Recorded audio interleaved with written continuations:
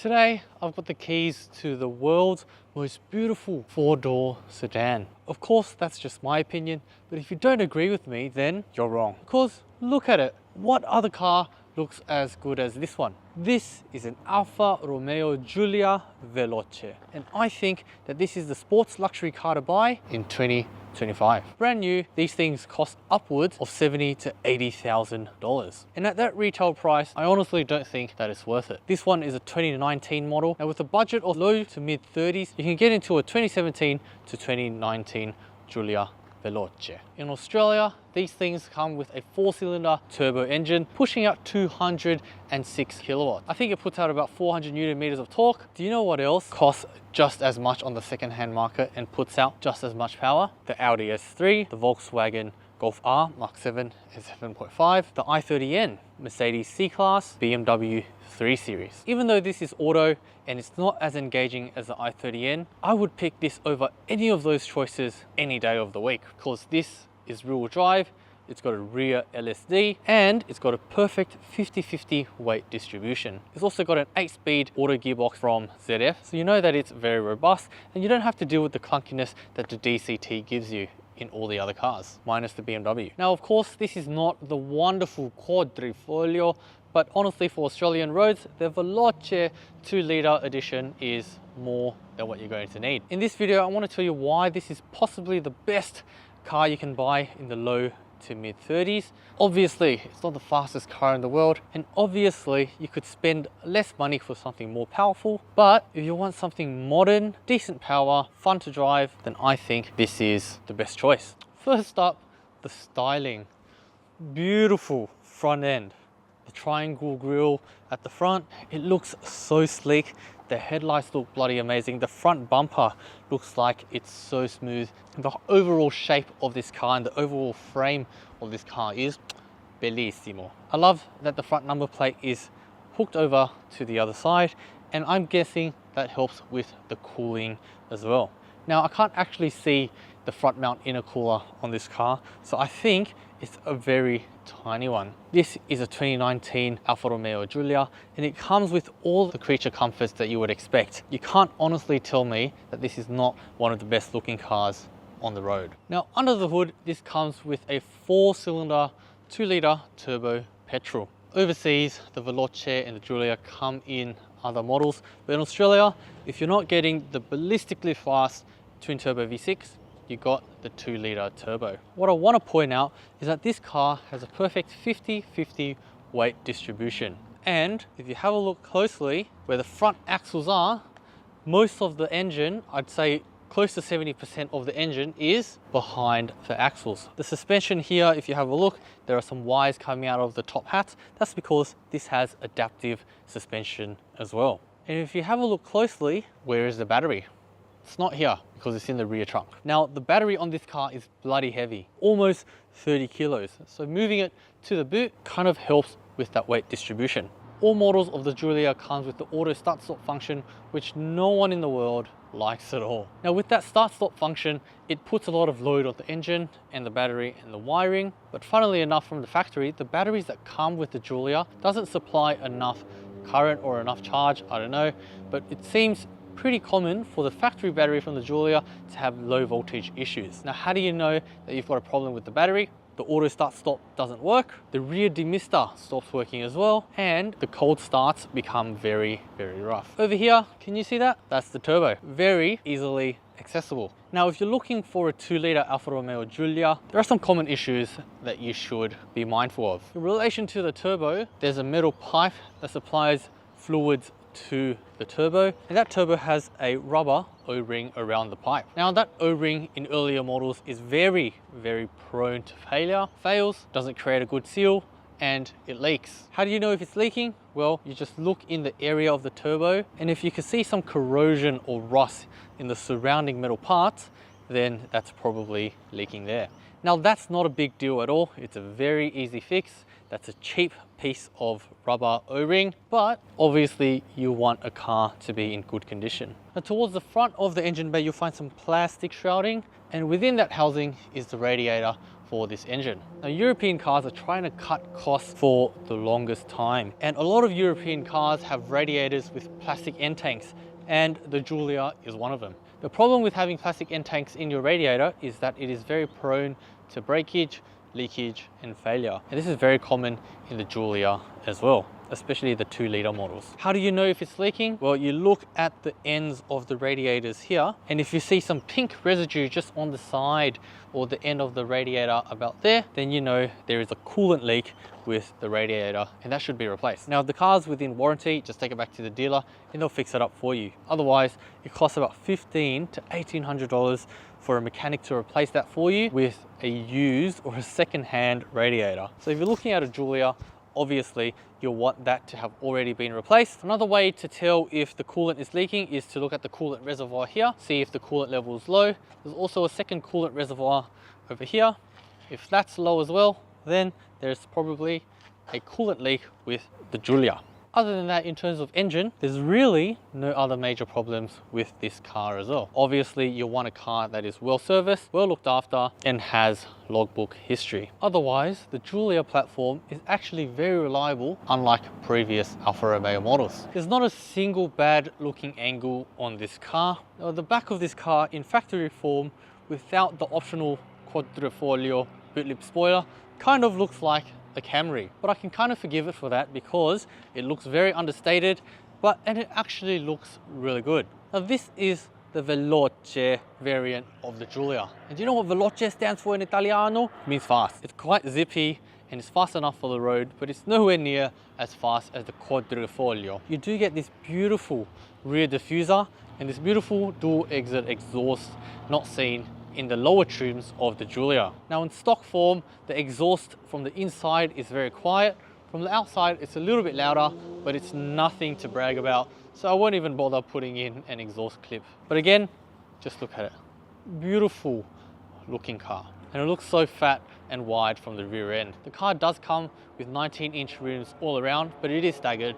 The front rims are a little bit narrower. The rear wheels are actually really wide and sit nice with the guards.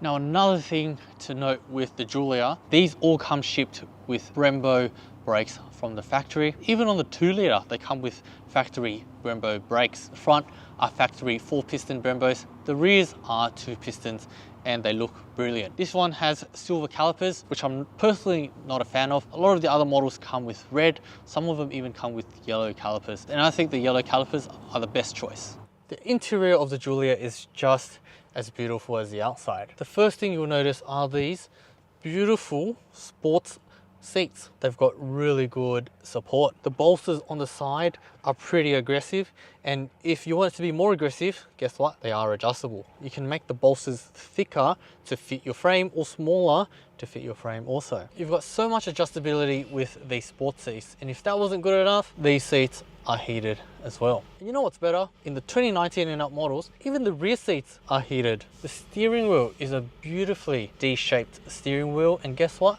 That's heated as well. One small thing I don't like about the steering wheel is that it's very thin, but other than that, it feels great. The buttons on the steering wheel are still physical buttons, so none of this touchscreen crap.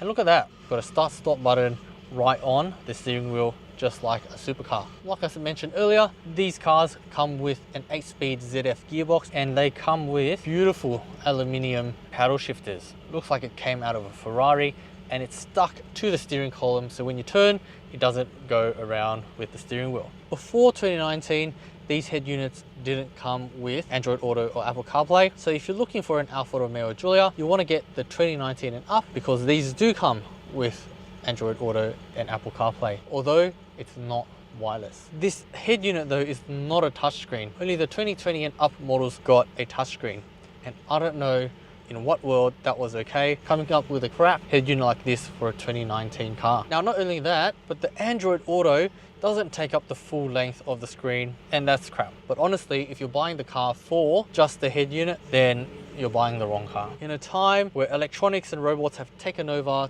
to make the car feel more dead or less engaging, you can kind of appreciate the simplistic or minimalistic interior of the Giulia. It's got everything you need. There's no distractions, there's enough creature comforts, and there's enough electronics to help you out with the driving, but it doesn't take away from the driving experience. And I'll tell you what, this car is actually pretty fun to drive for an automatic. It's got a very fast steering rack, it's very responsive, and the gearbox is very smooth. There's enough room in the back for 2 adults. You can't really fit 3 adults in here because of this giant transmission tunnel, because it is rear-wheel drive. I'm not a big guy, but I've got a lot of space. I've got plenty of headroom as well. It's pretty luxurious back here in the rear seats. You've got charging ports, you've got heated seats in the 2019 and up models, and you even have a rear sunroof. One thing I don't like though is that the back of the front seats are plastic. A car that costs $80,000 brand new has plastic back covers for the front seats. That does not scream premium at all. The dome lights or the map lights here are pretty cool. Just like an aeroplane, they shoot directly onto the passenger on either side. So if you're reading a book or looking at your phone, you turn that on, you know, it's brighter for you than it is for the person next to you. Armrest here, cup holders. You can even fold this down for a snowboard or a set of skis to go through. The boot though, I'm not going to bother showing you because it is a small sedan, but also I'm reviewing this from a sports car point of view, so I don't really care about the boot anyway. But that's all I've got to say. There's nothing else about this car that hasn't already been said in other reviews. I'm going to take you for a drive and I'll tell you what this car is really like, because I think out of all the automatic European sports cars, this is probably the most fun and the most engaging one to drive. Right, now down here you've got what we call a DNA selector. It's basically a driving mode. You've got N for normal, I'll show you here. D for dynamic, that's the sporty one, and we'll do that one. This car, they've reinvented the turning stalk. It's so dumb. It doesn't stay there, it goes back into the middle. Now when you put it in dynamic mode, it also stiffens up the suspension because, like I said, it's got adaptive dampers. This gear lever is a dumb shape. I don't like the design of this gear lever. To put it into drive, you got to press the button and pull it all the way down. To put it in reverse, you got to press it and push it up. So if you're in park and you want to go to reverse, you don't pull it down, you got to push it up, which is so dumb. And I'm going to put it in manual mode to use the paddle shifters, which feel great, by the way. Very fast, very seamless. The steering rack or the steering ratio is just so damn quick. Or a downshift.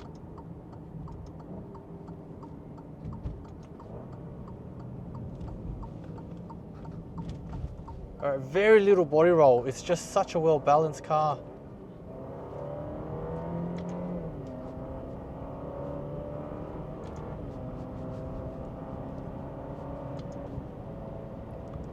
It doesn't feel fast at all because it's just such a smooth car. Very little body roll through here. You can feel a bit of the weight transfer. Not much of the body roll, but it's just so smooth. Steering wheel is very fast, right?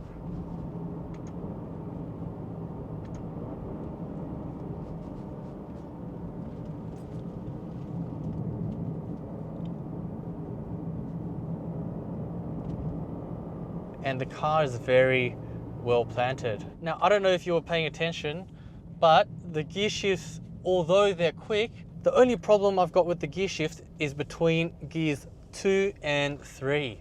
It takes a little while to think about it. So I'll go here, press, and then it goes down. But if I go from 3 to 4, very fast. Everything else very fast except for 2 to 3. But I think that is easily fixable through a tune. Right, now I'm leaning on it here.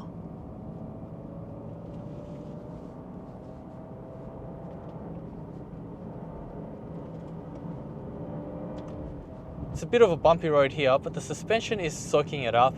And even though it's soaking it up well, it's not too soft. It's a very well balanced car. The suspension is, you know, not as stiff as I would like it to be, but for a road car, it's actually really good. It's adequately stiff for the average human, but I'm not the average human. I like to drive it a little bit harder than most people. And if you're a regular subscriber to the channel, then you're probably like me. You want it to be a little bit stiffer.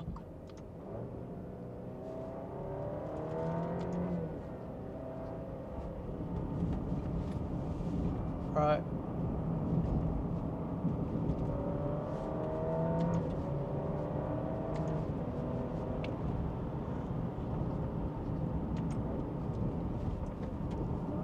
It's so well planted, very well balanced car. One thing that you do got to get used to if you're looking for this car though is that it is brake by wire, so it's very sensitive and it does take a little bit of getting used to. And another thing that you need to be aware of if you're looking for this car, if you're buying this car, is that you can't turn off traction control.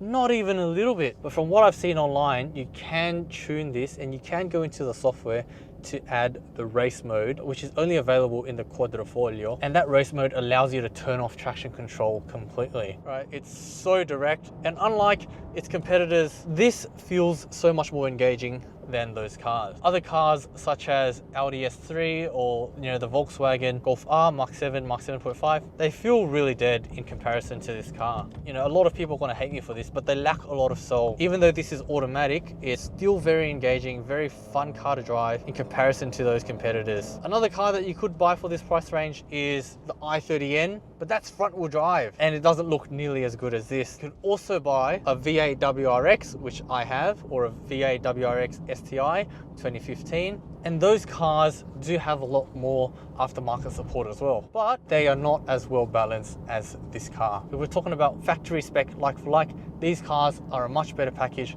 They're so much more well balanced. Although it's not manual like the WRX or the i30, if you could only have one car, this is a pretty good one car package to have. If you're an enthusiast like me, you'd probably want to modify your car. And unfortunately, the Alfa Romeo Giulia is a very niche market. There's not a lot of aftermarket support for this car. So if you like modifying your car, you're going to have to look really hard, or you're going to have to custom make the parts. In Australia, there's not many options for modifying these kind of cars, and because it is European, the parts that are available are quite expensive. If you're looking for a Giulia, obviously you want to look for an example that's been well looked after. If you can find the right example, do it. Not only does it look good, it feels good, it's very comfortable, and you know what? That's why I bought one. This car is actually my car now, and I've had it for the better part of a month, and it is gorgeous. I love every minute of it. Of course, it's not as fun as my Subaru WRX because it's not manual, but this car is actually just as fast, if not a little bit faster, than my modified WRX, even though this is completely stock. But really, I think this is the car to buy if you've got a budget of low to mid 30s like I do. I want to be the only Australian that makes videos on their own Alfa Romeo Giulia. I do have a few plans to modify this car, and I want to take you along the journey. So please like and subscribe. Thanks for watching. I'll see you in the next episode.